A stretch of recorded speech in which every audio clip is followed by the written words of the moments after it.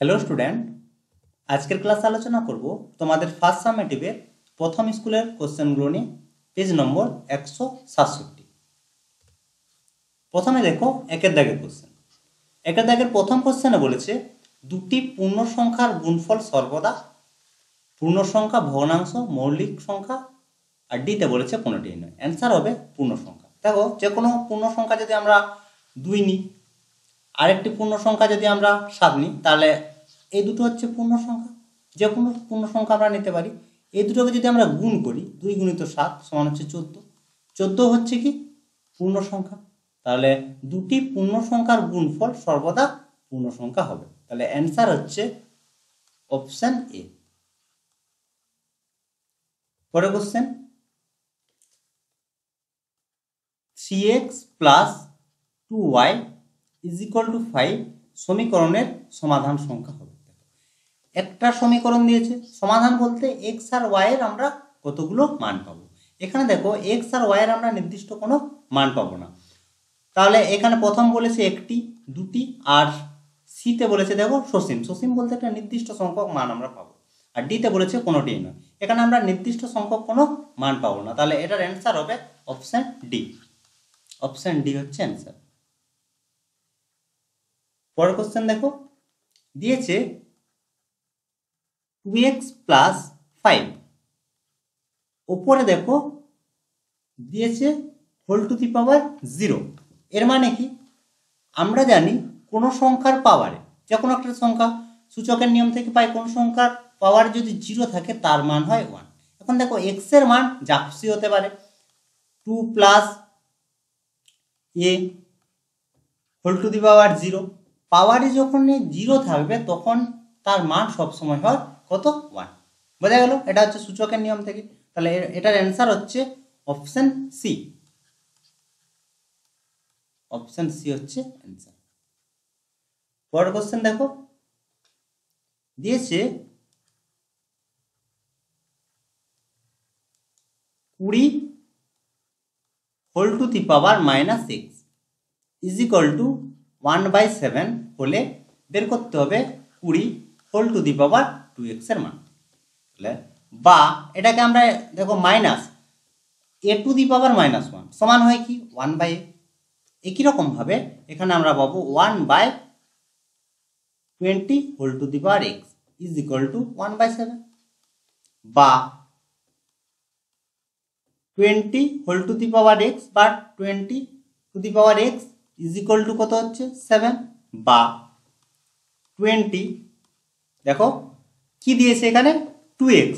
তাহলে 2x = এখানেও তাহলে পাওয়ার 2 হচ্ছে, উভয় পক্ষকে বর্গ করা হচ্ছে। ঠিক আছে? তাহলে বা 20 পাওয়ার হচ্ছে 2x সমান হচ্ছে 7 × 7 = 49। এটার মান চেয়েছে, তাহলে অ্যান্সার হচ্ছে কি 49। অপশন সি তে দেখো দিয়েছে 49। Answer option C. ঠিক আছে, পরের কোশ্চেন দেখো। পরের কোশ্চেনে বলেছে যদি a/b + b/a = 1 হয়, তাহলে a³ + b³ এর মান বের করতে হবে। তাহলে এখান থেকে আমরা কি পাচ্ছি? লসাগু হচ্ছে ab হয়েছে, তাহলে a² + b² = 1 বা a² + b² = ab বা a² + b² - ab = 0। ঠিক আছে, এখন দেখো উভয় পক্ষে আমরা a + b দিয়ে গুণ করছি। তাহলে a + b * a² - ab + b² = 0। তাহলে এটা দেখো কি কিউবের সূত্র, a³ + b³ = 0। বা তোমরা এখানেও করতে পারো, a³ + b³ সমান হয় কি a + b * a² - ab + b²। ঠিক আছে, তাহলে এর মান পেয়েছি কত? 0। তাহলে a + b * 0 = 0। এভাবেও করতে পারো, কোনো সমস্যা নেই। তাহলে এটার অ্যান্সার হচ্ছে 0। অপশন ডি হচ্ছে অ্যান্সার। অ্যান্সার হচ্ছে অপশন ডি। পরের কোশ্চেন দেখো, ওয়াই অক্ষের সমান্তরাল সরলরেখা, ওয়াই অক্ষ, Y Y dot X X dot, Y অক্ষের সমান্তরাল বলতে এরকম হবে, ওয়াই অক্ষের সমান্তরাল। দেখো ওয়াই অক্ষের সমান্তরাল বলতে কি, এখানে আমরা শুধুমাত্র এক্স এর মান পাবো। তাহলে কি ওয়াই অক্ষের সমান্তরাল মানে হচ্ছে আমরা শুধুমাত্র এক্স এর মান পাবো। এখানে দেখো যে অপশনগুলো দিয়েছে, সেখানে অপশন এ তে দিয়েছে দেখো এক্স ইজ ইকুয়াল টু কে, বোঝা গেল? তাহলে এটাই হচ্ছে কি অ্যান্সার। ওয়াই অক্ষের সমান্তরাল বলতে শুধুমাত্র এক্স এর মান পাবো, আর এক্স অক্ষের সমান্তরাল বলতে এভাবে হবে, তখন আমরা শুধুমাত্র কার মান পাবো, ওয়াই এর মান পাবো। এটা হচ্ছে ওয়াই অক্ষের সমান্তরাল। তাহলে এক্স অক্ষের সমান্তরাল, এক্স অক্ষের সমান্তরাল, সমান্তরাল যদি বলে তখন আমরা কি ওয়াই এর মান পাবো, ওয়াই ইজ ইকুয়াল টু যে কোনো ওয়াই এর যে কোনো মান পাবো, ধ্রুবক লিখলাম।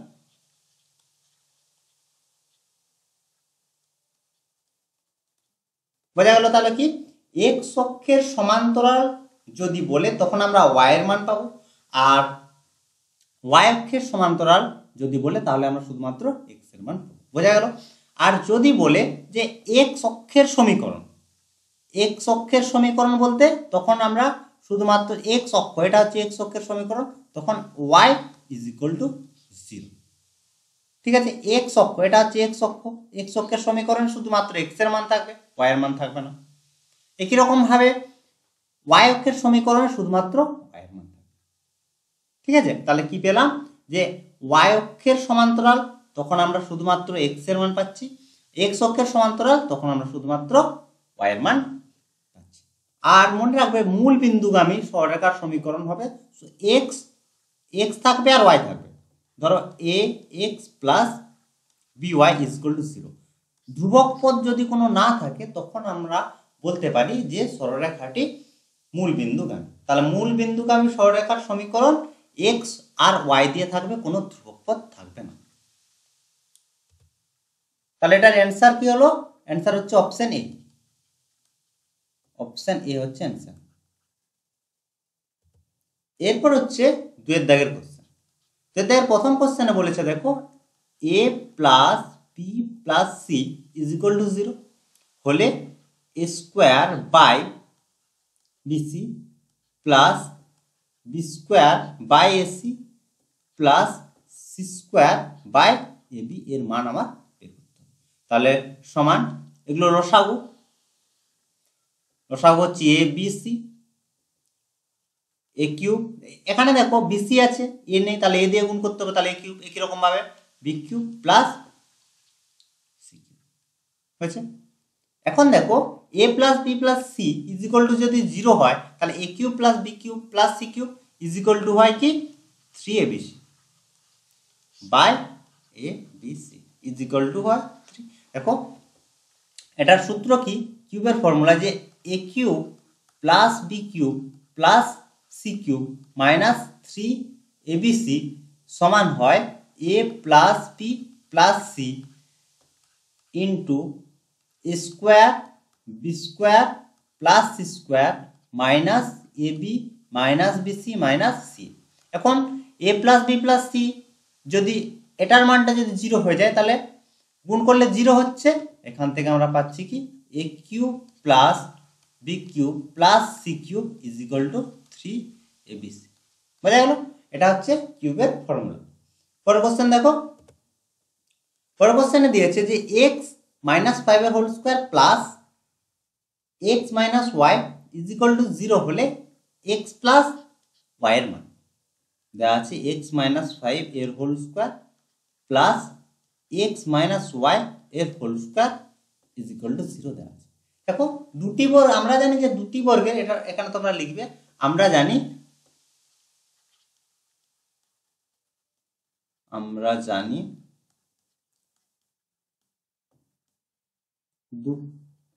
দুটি বর্গের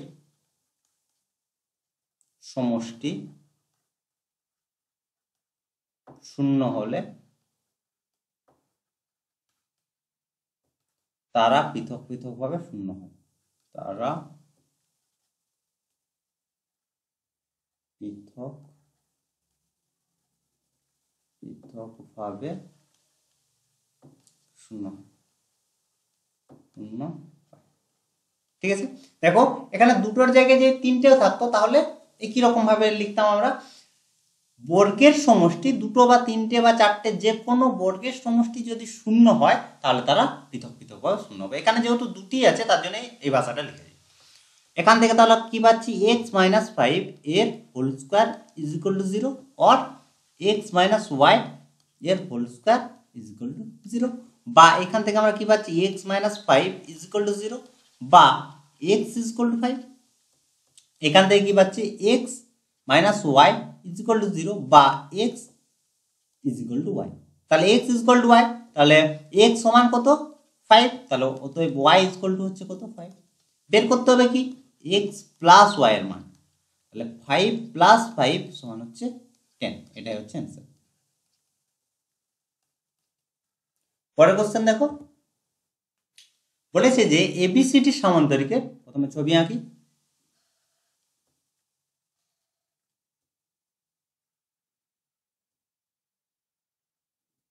এ বি সি ডি। এবিসিডি সামান্তরিকের বিএডি এই কোণের মান দিয়েছে, বিএডি কোণের মান 75 ডিগ্রি। আর দেওয়া আছে কোণ সিবিডি সমান 60 ডিগ্রি। সিবিডি এই কোণের মান দেওয়া আছে। বের করতে হবে কোণ বিডিসি ছবিতে দেখা নাও, বিডিসি এই কোণের মান।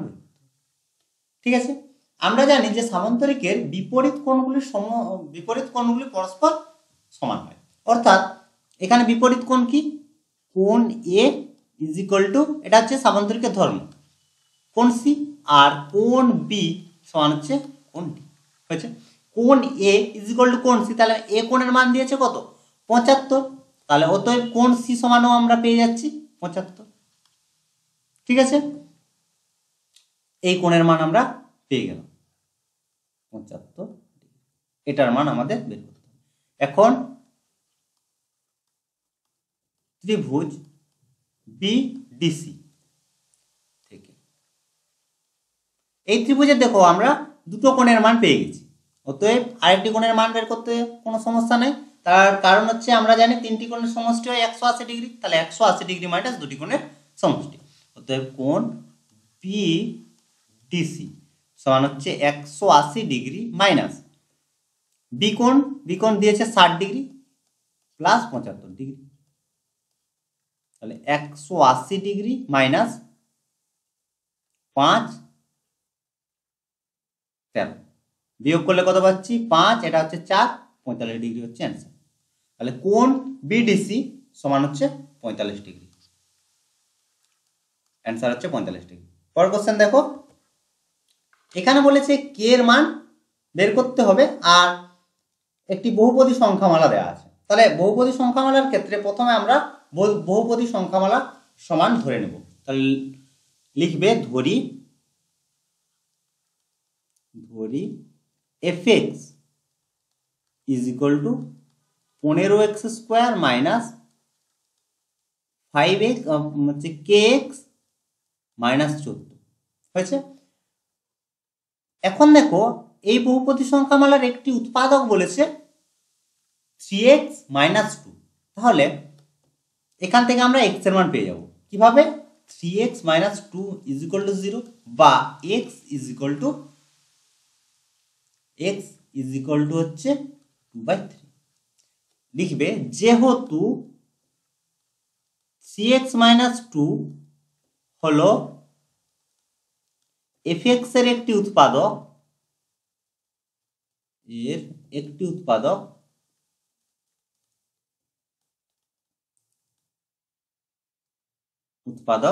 অতএব f of 2/3 is equal to 0। ঠিক আছে, বা এক্স এর জায়গায় আমরা বসাচ্ছি 2/3, তাহলে 15 ইন্টু 2/3 এর whole square minus K into 2/3 minus 14 is equal to 0। হয়েছে? এখন আমরা ক্যালকুলেশন করে কে এর মান আমরা বের করব। তাহলে বা 15 into 4/9 minus 2k/3 minus 14 is equal to 0। এখানে দেখো 3 দিয়ে কাটছে, 3 5 15, 3 3 বা minus 2k/3 plus 20/3 minus 14 is equal to 0 বা মাইনাস 2k/3 প্লাস, এখন দেখো যদি আমরা ক্যালকুলেশন করি তাহলে কত পাচ্ছি, এখান থেকে 20 মাইনাস 42 বাই হচ্ছে 3 ইজিক্যাল টু 0। তাহলে বা মাইনাস 2k/3 ইজিক্যাল টু, বিয়োগ করলে কত পাচ্ছি আমরা, 42 থেকে যদি 20 বাদ দিই তাহলে হচ্ছে 22, তাহলে মাইনাস, আচ্ছা একটা লাইন লিখি তাহলে বুঝতে সুবিধা হবে, মাইনাস 22/3 ইজিক্যাল টু 0। বিয়োগ করা হয়েছে, এপাশে করছি, তাহলে minus 2k/3 is equal two minus, এপাশে আসছে তাহলে প্লাস হচ্ছে, তাহলে 22/3, 3 3 কাটছে আর 2 11 কাটলো, তাহলে কে ইজিক্যাল টু মাইনাস 11। কে এর মান বের করতে বলেছে, তাহলে কে ইজিক্যাল টু হচ্ছে -11, এটাই হচ্ছে অ্যান্সার। পরের কোশ্চেন দেখো,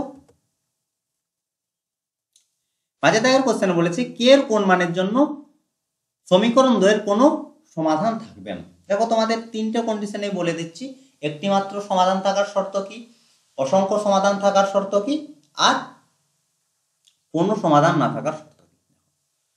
আমরা যে দুটি সমীকরণ ধরি, a1x plus b1y plus c1 is equal to 0, c1টা তোমরা সমানের পাশেও নিতে পারো, কোনো সমস্যা নেই, আর a2x plus b2y plus c2 is equal to 0, এই দুটো সমীকরণ।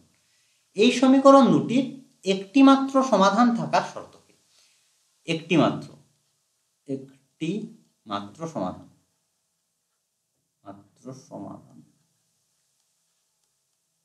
একটি মাত্র সমাধান থাকার শর্ত হচ্ছে a1/a2 not equal to b1/b2, একটি মাত্র সমাধান।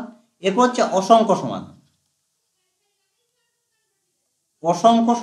অসংখ্য সমাধান আর লিখছি না, অসংখ্য সমাধান থাকার শর্ত হচ্ছে a1/a2 is equal two b1/b2 is equal two c1/c2। তাহলে দেখো আমরা দুটো শর্ত পেয়ে গেলাম, একটা হচ্ছে কি একটি মাত্র সমাধান থাকার শর্ত হচ্ছে a1/a2 not equal to b1/b2, আর অসংখ্য সমাধান থাকার শর্ত হচ্ছে a1/a2 is equal two b1/b2 is equal two c1/c2। হয়ে গেল। এরপর দেখো যে কোনো সমাধান থাকবে না তার শর্ত, তাহলে কোনো সমাধান নেই, কোনো সমাধান নেই, কোনো সমাধান নেই। এর শর্ত হচ্ছে a1/a2 is equal two b1/b2 not equal to c1/c2। এটা হচ্ছে কি কোনো সমাধান থাকবে না তার শর্ত। এখানে বলেছে দেখো কোনো সমাধান থাকবে না, অর্থাৎ 3 নম্বর কন্ডিশন। তাহলে কি a1/a2, এখানে a1 কত, a1 হচ্ছে প্রথম সমীকরণের x এর সহগ, তাহলে 2/a2 বলতে 2 সমান b1 মানে কত 5/b2, b2 মানে হচ্ছে কত, b2 হচ্ছে মাইনাস, হয়েছে। তাহলে এখানে দেখো 2 2 কাটছে, বা k ইজ ইকুয়াল টু হচ্ছে -5, k ইজ ইকুয়াল টু হচ্ছে -5, এটাই হচ্ছে অ্যান্সার। ঠিক আছে, k এর মানই বের করতে বলেছিল, অ্যান্সার হচ্ছে -5। পরের কোশ্চেন দেখো, পরের কোশ্চেনে বলেছে ABCD আয়তক্ষেত্রে AC ও BD কর্ণদ্বয় পরস্পরকে O বিন্দুতে ছেদ করেছে, আর কোণ দেয়া আছে, ছবি প্রথমে ছবি আঁকি তাহলে বুঝতে পারবে। একটি আয়তক্ষেত্র ABCD হচ্ছে একটি আয়তক্ষেত্র যার কর্ণ হচ্ছে এসি আর বিডি। আমরা জানি আয়তক্ষেত্রের কর্ণগুলো পরস্পর সমান হয় আর কর্ণদ্বয় পরস্পরকে সমদ্বিখণ্ডিত করে। এটা তোমরা ভালো করে মনে রাখো যে আয়তক্ষেত্রের কর্ণদ্বয় পরস্পর সমান আর কর্ণদ্বয় পরস্পরকে সমদ্বিখণ্ডিত করে। এখানে বলেছে ও বিন্দুতে ছেদ করে, তাহলে ও বিন্দুতে সমদ্বিখণ্ডিত করে, অর্থাৎ O A is equal to OC আর OD is equal two Obi. যেহেতু এ সি আর বিডি সমান, তাহলে সমস্ত দৈর্ঘ্যগুলো অর্থাৎ ও এ ও সি, ও বি আর ওডি সমান। ঠিক আছে, এটা হচ্ছে আয়তক্ষেত্রের ধর্ম থেকে আমরা দুটো শর্ত পেলাম। হলো, এরপর দেখো কি দিয়েছে, ও A B, O A B এই কোণের মান দেওয়া আছে কত 32। বের করতে হবে কি কোণ ও বিসি, এই কোণের মান আমার বের করতে হবে। ঠিক আছে, আমরা জানি যে আয়তক্ষেত্রের ক্ষেত্রে প্রতিটি কোণের মান 90 ডিগ্রি হয়, অর্থাৎ এ কোণ ইজ ইকুয়াল টু বি কোণ ইজ ইকুয়াল টু সি কোণ ইজ ইকুয়াল টু ডি কোণ। প্রতিটি কোণ হচ্ছে 90 ডিগ্রি। এখন এ বি সি সমকোণী ত্রিভুজ থেকে পাই। এর ক্ষেত্রে বি কোণ হচ্ছে 90 ডিগ্রি, সমকোণী ত্রিভুজের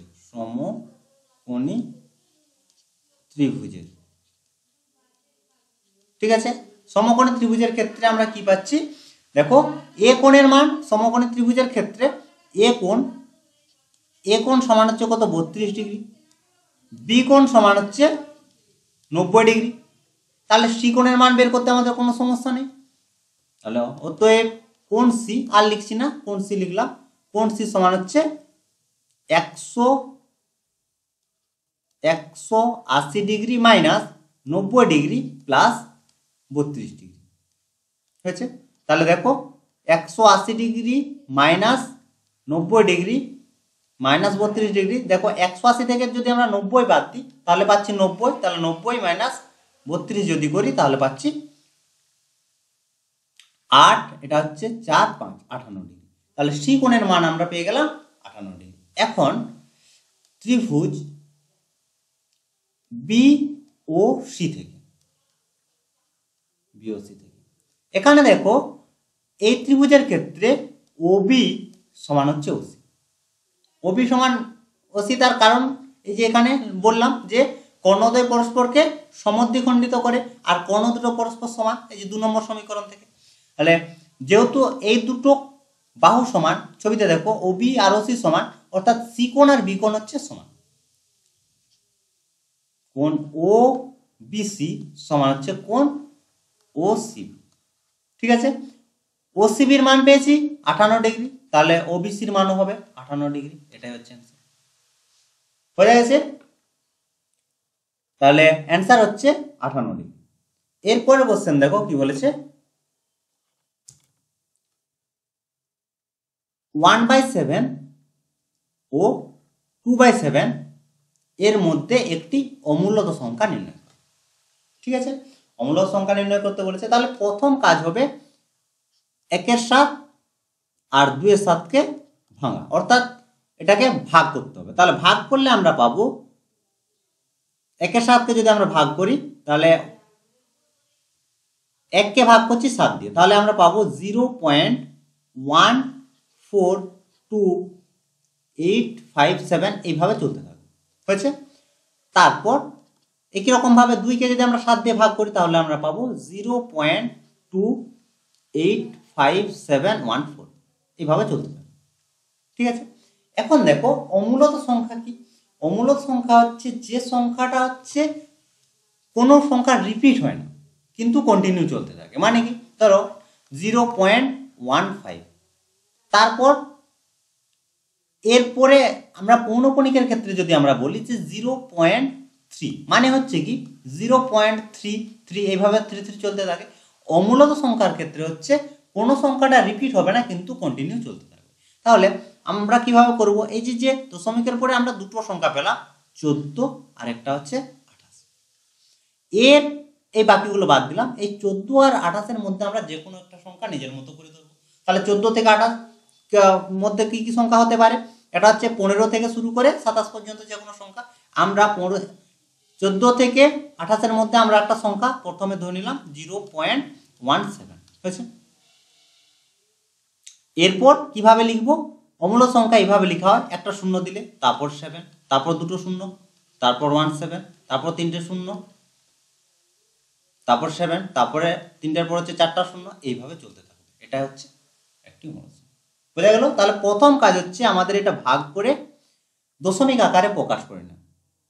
তারপর যে দুটো দশমিকের পর আমরা 2 ঘর নেবো, 1 ঘর নিলেও কোনো সমস্যা নেই, কিন্তু 2 ঘরই নেবে। কারণ এই দেখো 1 আর 2 এর মাঝখানে কোনো সংখ্যা পাচ্ছ না, তাহলে 2 ঘর যদি নিই তাহলে 14 হচ্ছে। 14 আর 28, তাহলে 14 আর 28-এর মধ্যে আমরা যে কোনো সংখ্যা, এখানে আমি 17 নিয়েছি, তোমরা 15 নিতে পারো, তারপর হচ্ছে 18 নিতে পারো, 20 নিতে পারো, 21 নিতে পারো, যা খুশি নেবে। কিন্তু যখন অমূল্য সংখ্যা লিখবে তখন এইভাবে লিখবে, যে সংখ্যাটা লিখেছে তারপর একটা শূন্য দিলে, তারপরে সংখ্যাটা শূন্য দিলে, এইভাবে করবে। আর বা তোমরা 1 দিতে পারো, একটা 1, দুটা, বা এইভাবেও লিখতে পারো। 17 হয়েছে, তারপর হচ্ছে 1 এটা, তারপর হচ্ছে 17 লিখেছে, তারপর 11, তারপর হচ্ছে 17, তারপর হচ্ছে 111, তারপর হচ্ছে 17, এইভাবেও করতে পারো, কোনো সমস্যা নেই। ঠিক আছে? তাহলে প্রথম কাজ হচ্ছে দশমিকে প্রকাশ করা। তারপর হচ্ছে যে দুটো সংখ্যা পাচ্ছি সেই সংখ্যার মাঝখানে একটা আমরা সংখ্যা ধরে নেব, তারপর নিজের মতো করে, কোনো সমস্যা নেই। ঠিক আছে? তাহলে তো এই ছিল আজকের ক্লাস। আশা করি আজকের ক্লাসের অঙ্কগুলো তোমরা বুঝতে পেরেছো। যদি কোনো সমস্যা থাকে অবশ্যই কমেন্ট করে জানাবে। তো আজ এ পর্যন্ত, তোমার সবাই ভালো থেকো, বাই বাই।